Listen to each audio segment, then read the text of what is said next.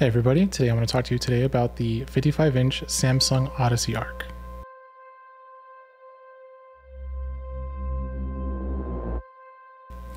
So the Samsung Odyssey Ark is a 165 Hz 55-inch monitor, which lines up with a lot of different TVs, but the main difference is the 1000R curve. I would say the big difference between this and maybe some of the other options that you might have for massive high-end monitors is the curve and the 165 Hz refresh rate. Most monitors like the G series from LG or the C series from LG are only 120 Hz refresh rate. So for some of you high-end gamers, that might not cut it.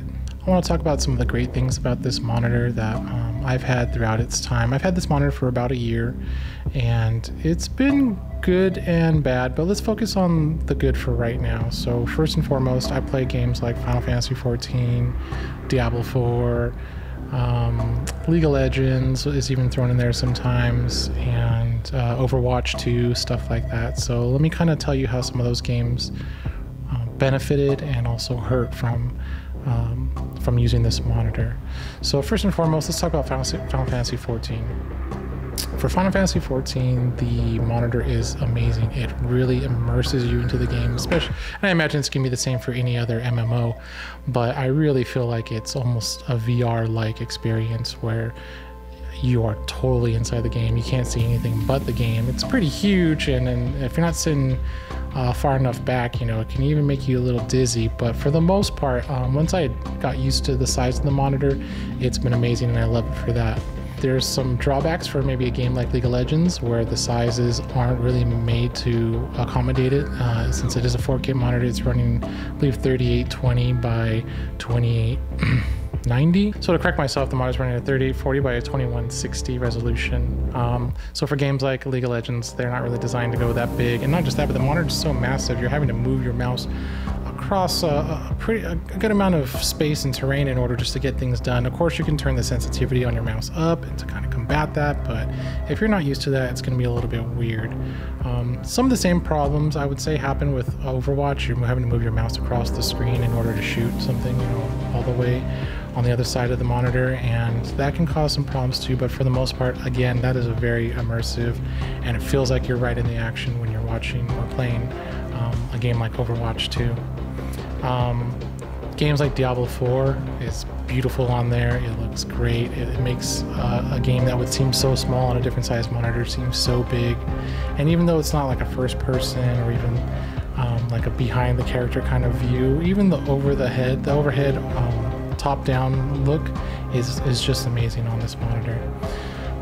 Some of the other things I really enjoyed about the monitor is the ability to split screen. I'll show some of the problems with that as well. When you split screen, it is nice because you're able to maybe divvy up your monitor, and if you want to, let's say, have, you know, YouTube running at the same time, you don't have another TV in the room. That's really what this whole gimmick is about with the Ark.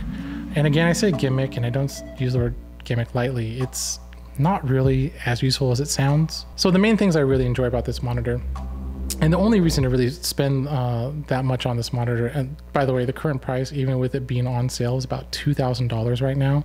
Whereas I think you can get a C2 OLED LG 55-inch, I think that'll come in around $1,400. So you're looking to pay a premium for this product. And unfortunately, when I purchased it, that was selling for around $2,500, which was discounted from their $3,500 original release price. So they cashed out some people who had the FOMO, and you know, I got it when the price got reduced, and I even used a military discount type deal, but still it ended up paying around $2,200 plus tax plus all the other you know, bells and whistles. So I would say the price is gargantuan, and for really all you're paying for is a VR-like experience with a monitor, which is huge for some, and I think that's great and everything, but you have to really weigh in and see if that's going to be worth it for you.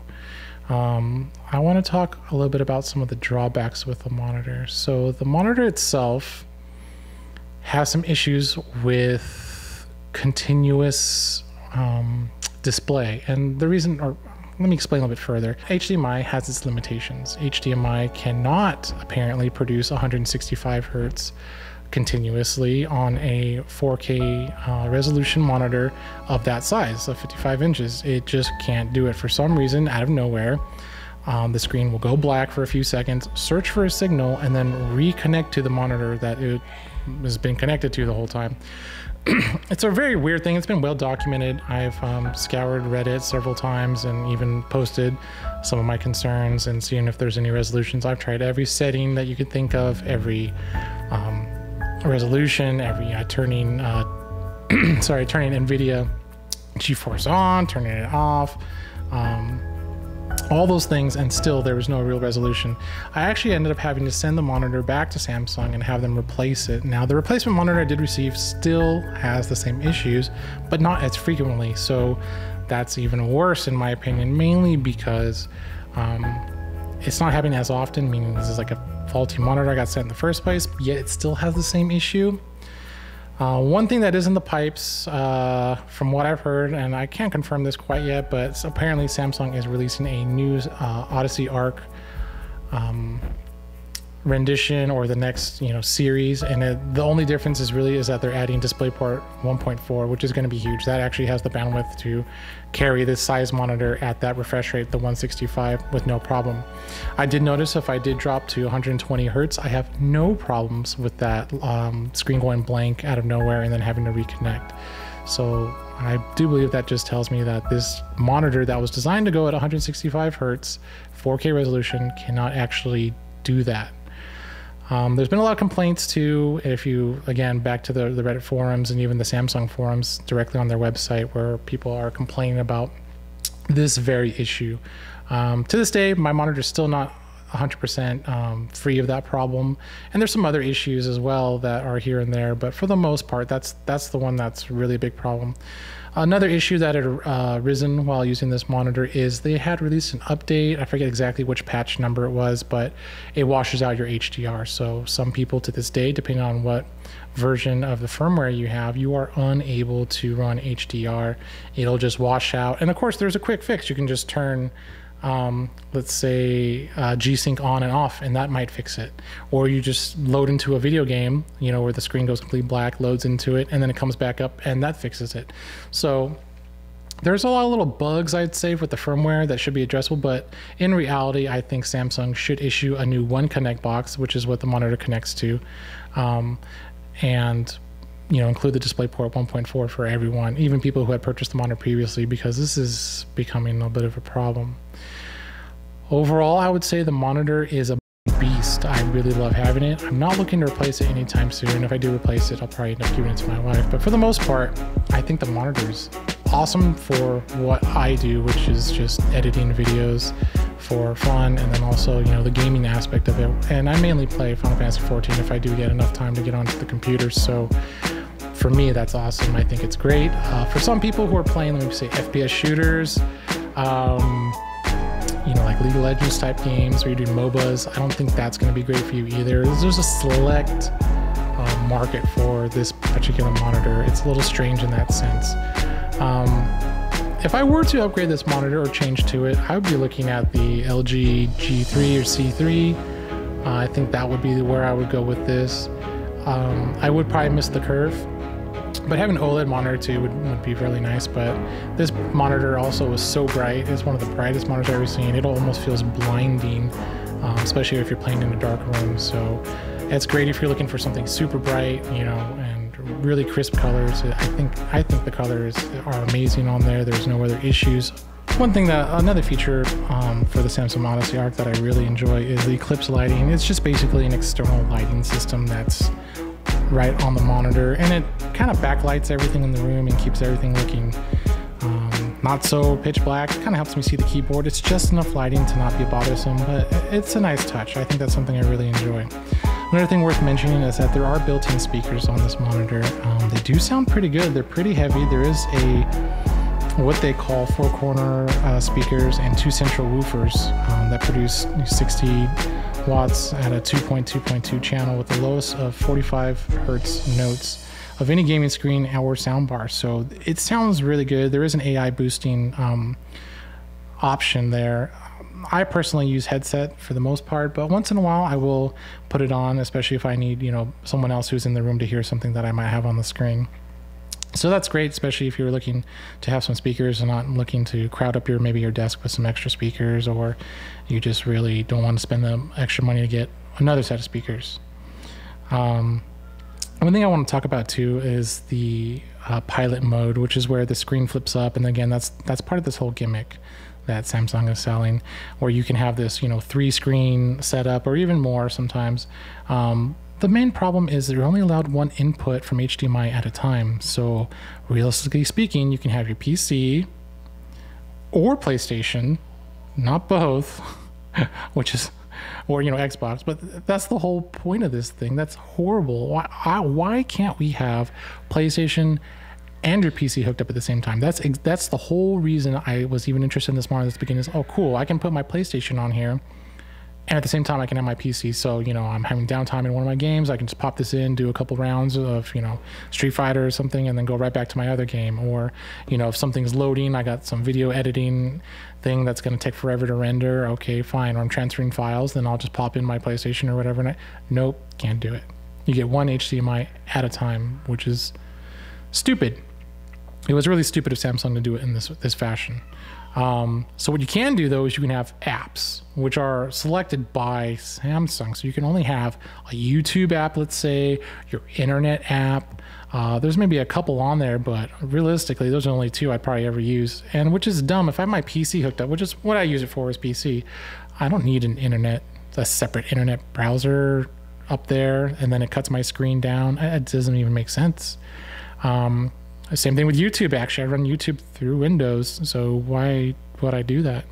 I can just use an app or a program like Tiny Plates or something to help me move everything around. I don't understand where they were going with that, and it does not really, it's not worth the extra price you could pay. Some of the other monitor features include like VRR. You'll see that you can do different aspect ratios in gaming mode, which is something that is kind of quintessential this whole bit. But in gaming mode, which is where I have the most problems, the most failures, nonetheless, that's what allows you to go to 165 hertz. And there's some other options that open up when you go into there. And when you can see the menus as I'm going through, and I think, some of the stuff is really nice, but it's, again, I don't play with too much of it. It just gives you a few different options that you can use to, maybe help you get what you're looking to get out of the monitor. Another weird aspect of this whole system is the remote. There's 2 remotes for this monitor, and it's crazy. One is this giant wheel. I'll give you some shots of that as well, but it's a big it's a big wheel, and it turns with the dial, which is super cool. But you can't do everything with that remote. You have to use the actual regular TV remote in tandem with the other remote. I'm using 2 remotes just to get everything done. It doesn't even make sense the way they just clearly didn't think this out well enough. It's a nice thought, but it's not working. They need to figure out a better way. If you are going to get a dial, let me do everything on there and make it as smooth as the regular remote, because having to use 2 remotes is crazy, and that's what they did. They're crazy. Well, if you look at Samsung right now, it's still $2,500. You can find it on sale at different places here and there, depending when, especially like a holiday comes up or Black Friday or something. You'll be able to find it for around $2,000. But for $2,000, there's a whole lot of options, and me personally, I feel like this was probably one of my least favorite purchases, simply because of the fact that I might be in the middle of a game, my screen will go black, I won't have control, be able to see anything for about 4 or 5 seconds, and then it'll return. And then sometimes it'll do it again not too long later.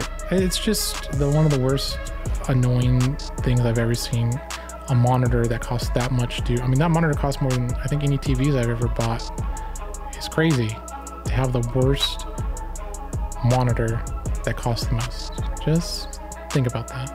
So, should you buy this monitor?